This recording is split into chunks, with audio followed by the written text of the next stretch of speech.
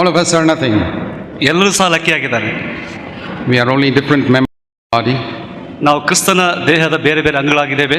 God gives one gift to one person, another gift to another person. ದೇವರು ಒಬ್ಬ ವ್ಯಕ್ತಿಗೆ ಒಂದು ವರವನ್ನು ಕೊಡ್ತಾನೆ, ಇನ್ನೊಬ್ಬ ವ್ಯಕ್ತಿಗೆ ಇನ್ನೊಂದು ವರವನ್ನು ಕೊಡ್ತಾನೆ. And ನೀವು have also got a gift if you belong to the body of Jesus Christ. ನೀವು ಕ್ರಿಸ್ತನ ದೇಹಕ್ಕೆ ಸೇರಿದವರಾಗಿದ್ರೆ ನಿಮಗೂ ಸಹ ವರವಿದೆ. And it's very important that you fulfill that gift. ಅದು ಪ್ರಾಮುಖ್ಯವಾಗಿದೆ, ಅದನ್ನು ನೀವು ಪರಿಪೂರ್ಣ ಮಾಡಬೇಕು. You know how terrible it is if your right hand gets paralyzed. ನಿಮ್ಮ ಬಲಗೈ ಅದು ಒಂದು ವೇಳೆ ಪ್ಯಾರಲೈಸ್ ಆಗುವಾಗ and it's not able to work. ಅದು ಕೆಲಸ ಮಾಡ್ತಾ ಇಲ್ಲ. You can do many things with your left hand. ಬಲಗೈಯಿಂದ ನೀವು ಬಹಳ ಕೆಲಸಗಳನ್ನು ಮಾಡಬಹುದು. But you have lost something important. ಆದರೆ ನೀವು ಬಹಳ ಪ್ರಾಮುಖ್ಯವಾದ ನೀವು ಕಳ್ಕೊಂಡಿದ್ದೀರಾ. It's only when you lose the use of some part of your body that you realize how valuable it is. ನಿಮ್ಮ ದೇಹದ ಕೆಲವು ಅಂಗದ ಕೆಲಸ ಕಳ್ಕೊಳ್ಳುವಾಗ ಅದರ ಪ್ರಾಮುಖ್ಯ ಏನೆಂಬುದಾಗಿ ನಿಮಗೆ ಗೊತ್ತಾಗ್ತದೆ. If you want to know what it is to be blind, just shut your eyes for 30 seconds. ಕುರುಡ್ರ ಆಗಿರುವುದು ಏನೆಂಬುದಾಗಿ ತಿಳ್ಕೊಳ್ಬೇಕಾದ್ರೆ ನಿಮ್ಮ ಕಣ್ಣು ಸ್ವಲ್ಪ ನಿಮಿಷ ಮುಚ್ಚಿ ನೋಡ್ರಿ. And imagine if you have to live your whole life like that. ಆ ರೀತಿಯಾಗಿ ಆಲೋಚಿಸ್ರಿ, ಇಡೀ ಜೀವಿತ ಆ ರೀತಿಯಾಗಿ ಜೀವಿಸಬೇಕಾಗಿದ್ರೆ. Then you will realize the value of eyesight. ಹಾಗೆ ಆ ಕಣ್ಣಿನ ದೃಷ್ಟಿಗೆ ನೀವು ಬಹಳ ಕೃತಜ್ಞರಾಗಿರ್ತೀರಾ. And you know how if you have a stomach ache, how it causes you so much inconvenience. ನಮ್ಮ ಹೊಟ್ಟೆ ನೋವಾಗುವಾಗ ಎಷ್ಟು ಕಷ್ಟಕರವಾಗಿರ್ತದೆ ನಮಗೆ. Think if you were dumb. ಒಂದು ವೇಳೆ ನೀವು ಕಿವಿ ಕೇಳಲಾಗದಿದ್ರೆ just stop speaking for 3-4 hours and see what it is to be. 3-4 ತಾಸುಗಳು ನೀವು ಮಾತನಾಡಿ ಕಷ್ಟಕರವಾಗಿ ಹೇಗಿರುತ್ತೆ. Then you realize that every part of your body is important. ಆಗ ನಿಮಗೆ ಗೊತ್ತಾಗ್ತದೆ ಈ ದೇಹದ ಪ್ರತಿಯೊಂದು ಅಂಗಗಳು ಬಹಳ ಪ್ರಾಮುಖ್ಯವಾಗಿದೆ. And so when the Bible says that we are the body of Jesus Christ, ದೇವರ ವಾಕ್ಯ ನಮಗೆ ಹೇಳ್ತಾ ಇದೆ ನಾವು ಕ್ರಿಸ್ತನ ದೇಹದ ಅಂಗಾಂಗಗಳಾಗಿದ್ದೇವೆ. Every part of Christ's body is important. ಕ್ರಿಸ್ತನ ದೇಹದ ಪ್ರತಿಯೊಂದು ಅಂಗಾಂಗ ಬಹಳ ಪ್ರಾಮುಖ್ಯವಾಗಿದೆ. The two great dangers that there can be in the body of Christ. ಕ್ರಿಸ್ತನ ದೇಹದಲ್ಲಿ ಎರಡು ಕೆಟ್ಟವಾದಂತಹ ಸಂಗತಿಗಳಿದೆ. One is feeling superior and the other is feeling inferior. ಇನ್ನೊಬ್ಬನು ತಾನು ಹೆಚ್ಚಾಗಿ ಆಲೋಚಿಸ್ತಾನೆ, ಇನ್ನೊಬ್ಬನು ತಾನು ಕೀಳಾಗಿ ಆಲೋಚಿಸ್ತಾನೆ. And we find both these problems in the body of Christ. ಕ್ರಿಸ್ತನ ದೇಹದಲ್ಲಿ ಎರಡು ಸಮಸ್ಯೆಗಳನ್ನು ನಾವು ನೋಡ್ತಾ ಇದ್ದೇವೆ. So many examples. ಎಷ್ಟೋ ಉದಾಹರಣೆಗಳು of many brothers and sisters who feel I am very important to the body of Christ. ಕೆಲವು ಸಹೋದರ ಸಹೋದರರು ಕ್ರಿಸ್ತನ ದೇಹದಲ್ಲಿ ನಾನು ಬಹಳ ಪ್ರಾಮುಖ್ಯವಾದ ವ್ಯಕ್ತಿ. Because God has given them some gift. ದೇವರು ಕೆಲವರು ವರಗಳನ್ನು ಕೊಟ್ಟಿದ್ದಾನೆ. But they don't realize that their gift functions because somebody else is supporting them. ಅವರ ದೇಹದ ಅಂಗಗಳು ಕೆಲಸ ಮಾಡ್ತದೆ, ಹಿಂದೆ ಯಾರೋ ಅವರಿಗೆ ಉತ್ತೇಜನವಾಗಿದ್ದಾರೆ. Nobody can feel superior in the body of Christ. ಕ್ರಿಸ್ತನ ದೇಹದಲ್ಲಿ ಯಾರು ಪ್ರಾಮುಖ್ಯರಿಲ್ಲ. You know, very often we think somebody who stands up in the pulpit is very important. ಈ ಪುಲ್ಪಿಟ್ ಮೇಲೆ ಮುಂದೆ ನಿಂತುಕೊಂಡು ಮಾತಾಡುವಾಗ ಅವರು ಬಹಳ ಪ್ರಾಮುಖ್ಯರನ್ನು ಅನ್ಕೊಳ್ತಾ ಇದ್ದಾರೆ. We can say that a man who speaks in the pulpit is like the tongue in the body of Christ. ಈ ಪುಲ್ಪಿಟ್ ನಲ್ಲಿ ನಿಂತುಕೊಂಡು ಮಾತನಾಡುವಂತ ಮನುಷ್ಯನು ಈ ದೇಹದಲ್ಲಿ ನಾಲಿಗೆ ಇದ್ದ ಹಾಗೆ. It's okay, I stand here very often, so I'm like the tongue in the body of Christ. ನಾನು ತಿರುಗಿ ಈ ರೀತಿಯಾಗಿ ನಿಂತುಕೊಂಡು ಮಾತನಾಡ್ತೇನೆ, ನಾನು ಒಂದು ನಾಲಿಗೆ ಇದ್ದ ಹಾಗೆ. But do you think the tongue can speak if the heart does not keep pumping all the time? ನನ್ನ ನಾಲಿಗೆ ಕೆಲಸ ಮಾಡೋದು ಬಿಟ್ಟು ಬೇರೆ ಆ ಹೃದಯ ಹೇಗೆ ಅದು ಚಲಿಸ್ತಾ ಇದೆ, ಅದು ಮಾಡ್ಲಿಕ್ಕೆ ಸಾಧ್ಯ ಉಂಟಾ ಈ ನಾಲಿಗೆ? That is impossible. ಅದು ಸಾಧ್ಯವಿಲ್ಲ. But who thinks of the heart? ಈ ಒಂದು ಹೃದಯದ ಕೆಲಸ ಯಾರು ಮಾಡ್ತಾರೆ? The only time people think of the heart is when they get a heart attack. ಯಾವಾಗ ಇದನ್ನು ಆಲೋಚನೆ ಮಾಡ್ತಾರೆ? ಹಾರ್ಟ್ ಅಟ್ಯಾಕ್ ಆದಾಗ ಮಾತ್ರ.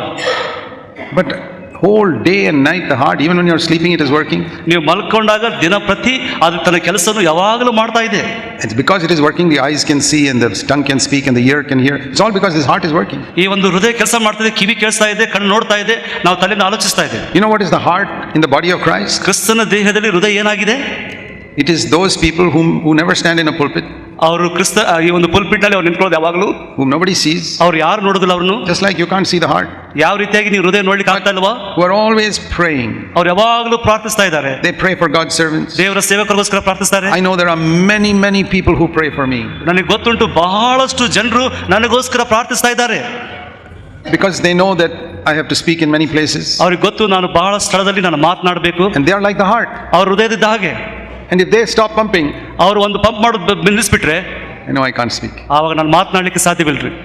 That has actually happened to me. Sometimes, rarely it happens, but it has happened also. ಕೆಲವು ಸಾರಿ ನನ್ನ ಜೀವನದಲ್ಲಿ ಆಗಿದ್ದು ನೋಡಿದ್ದೀನಿ ನಾನು.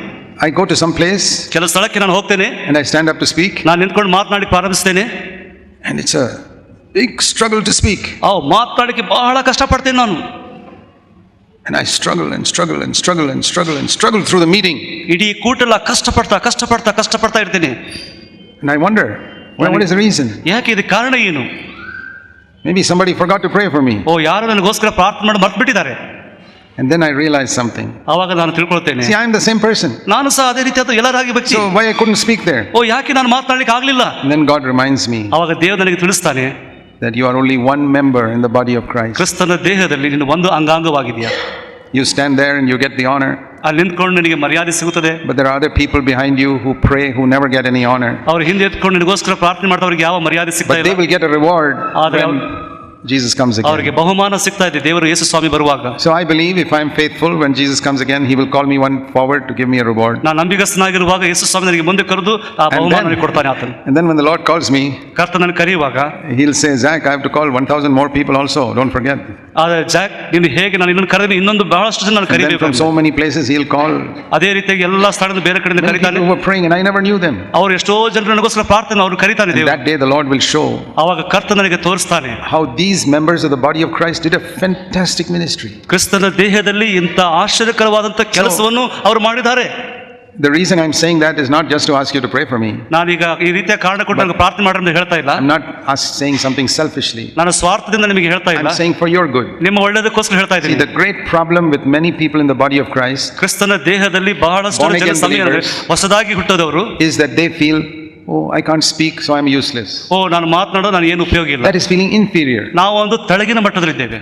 You think only the tongue is useful in the body of Christ? ಕ್ರಿಸ್ತನಲ್ಲಿ ನಾಲಿಗೆ ಮಾತ್ರ Is your ಉಪಯೋಗವಾಗಿದೆಯಾ? tongue the only useful thing in your body? ನಿಮ್ಮ ದೇಹದಲ್ಲಿ ನಾಲಿಗೆ ಮಾತ್ರ ಉಪಯೋಗವಾಗಿದೆಯಾ? So, if you are not born again, then of course you are not part of the body of Christ. ನೀವು ಹೊಸದಾಗಿ ಹುಟ್ಟದಿದ್ರೆ ಕ್ರಿಸ್ತನ ದೇಹದಲ್ಲಿ ನೀವು ಭಾಗಿಯಾಗಿಲ್ಲ. Then like I said yesterday, you must be born again. ನಾನು ಇನ್ನು ಹೇಳಿದ ಹಾಗೆ ನೀವು ಹೊಸದಾಗಿ ಹುಟ್ಟಬೇಕಾಗಿದೆ. But if you are born again, ನೀವು ಹೊಸದಾಗಿ ಹುಟ್ಟಿದರೆ then it's very important for you, whoever you are, to know you have a function in the body of Christ. ನೀವು ಯಾರೇ ಆಗಿರಬಹುದು, ಕ್ರಿಸ್ತನ ದೇಹದಲ್ಲಿ ನೀವು ಬಹಳ ಪ್ರಾಮುಖ್ಯ ಕೆಲಸವನ್ನು God ಮಾಡುವಾಗಿದ್ದೀರಿ. has put you into the body of Jesus Christ where He is the head. ನಾವು ನೋಡ್ತೇವೆ ದೇವರು ತನ್ನ ದೇಹದಲ್ಲಿ ನಮ್ಮನ್ನು ಸೇರಿಸಿಬಿಟ್ಟು ಆತನು ತಲೆಯಾಗಿದ್ದಾನೆ.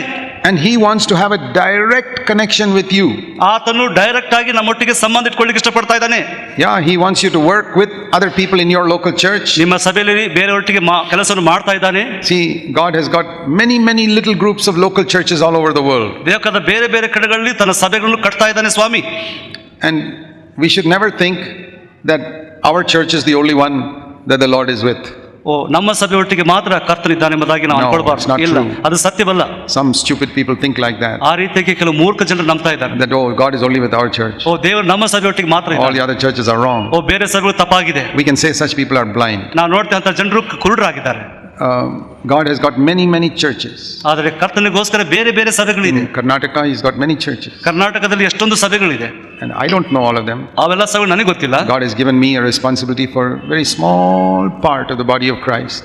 ದೇವರು ನನಗೆ ಸಣ್ಣ ಒಂದು ಸಭೆಯ ಜವಾಬ್ದಾರಿಕೆ ನನಗೆ ಕೊಟ್ಟಿದ್ದಾನೆ. And that very small part of the body of Christ that God has given me responsibility, I try to do my job faithfully, but I know it is a very small part. ದೇವರು ನನಗೆ ಕೊಟ್ಟಂತ ಆ ಸಣ್ಣ ಸಭೆಯ ಕೆಲಸದಲ್ಲಿ ಕೊಟ್ಟಂತ ಜವಾಬ್ದಾರಿಕೆಯಲ್ಲಿ ನಾನು ಸಾಧ್ಯ ಮಟ್ಟಿಗೆ ನಾನು ಮಾಡ್ತಾ ಇದ್ದೇನೆ. But God has got many other servants also doing their work in different ways. ದೇವರಿಗೋಸ್ಕರ ಬೇರೆ ಸೇವಕರಿದ್ದಾರೆ, ಅವರು ತಮ್ಮ ಕೆಲಸಗಳನ್ನು ಅವರು ಮಾಡ್ತಾ ಇದ್ದಾರೆ. Their gift is not the same as mine. ನನಗಿರುವಂತ ಅವರ ವರಗಲ್ಲ. They've got different gifts. ಅವ್ರ ಬೇರೆ ವರಗಳಿದೆ. They do things I cannot do. ಅವ್ರು ಮಾಡುವಂತ ಸಂಗತಿ ನಾನು ಮಾಡ್ಲಿಕ್ಕೆ And ಆಗುದಿಲ್ಲ. I do things that they cannot do. ನಾನು ಮಾಡೋದ ಸಂಗತಿ ಅವ್ರು ಮಾಡ್ಲಿಕ್ಕೆ ಆಗುದಿಲ್ಲ. Just like the ear does something which the eye cannot do.